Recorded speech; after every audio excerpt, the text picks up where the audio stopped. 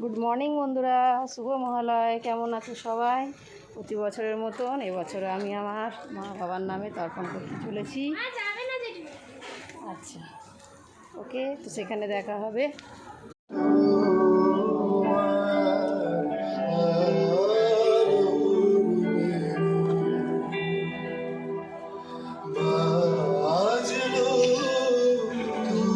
Good morning বন্ধুরা, আজকে মহালয়ার দিন।